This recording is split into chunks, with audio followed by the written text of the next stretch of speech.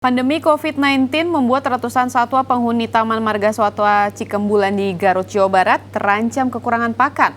Selain mengandalkan sisa tabungan, pengelola kini juga terpaksa memanfaatkan buah-buahan dari lahan cadangan untuk pakan satwa. Sementara itu, meski stok pangan untuk seluruh satwa di Kebun Binatang Surabaya masih terjamin hingga akhir tahun, pihak pengelola berharap pandemi virus corona segera berakhir.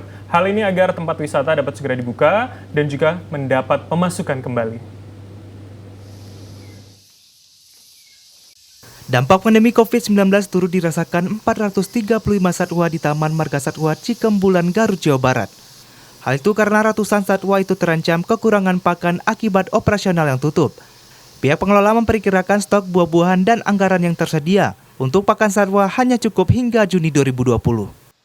Selain dari tabungan, kita ada beberapa lahan yang kita gunakan untuk menanam sayuran, kemudian menanam buah-buahan, misalkan diantaranya pepaya, kemudian belimbing, ya nanti itu bisa dijadikan alternatif untuk tambahan pakan. Kalau pengeluaran Pak per bulan dihitung rata berapa Pak? Kalau mengacu kepada yang sebelumnya kita 220, tapi setelah kita mengadakan penghematan ya agak berkurang. Berbeda dengan Kebun Binatang Surabaya, yang hingga akhir tahun 2020 masih bisa bertahan. Pengelola menyatakan bahwa stok pangan dan juga gaji para karyawan yang dirumahkan masih bisa tercukupi dan terbayarkan. Wali Kota Surabaya Tri Risma hari ini menyatakan Pemkot Surabaya siap memberikan anggaran APBD untuk Kebun Binatang Surabaya jika dibutuhkan.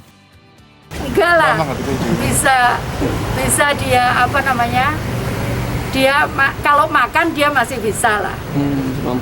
Ya saya nggak tahu perilaku hewannya.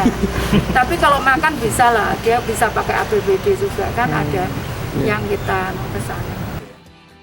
Direktur Utama KBS Khairul Anwar mengaku, stok pangan untuk seluruh satwa di KBS hingga saat ini masih terjamin. Bahkan di Rut KBS memastikan stok pangan untuk satwa tetap aman hingga akhir tahun 2020. Dalam satu hari, pengeluaran biaya untuk pangan seluruh satwa di KBS mencapai 15 juta hingga 20 juta rupiah.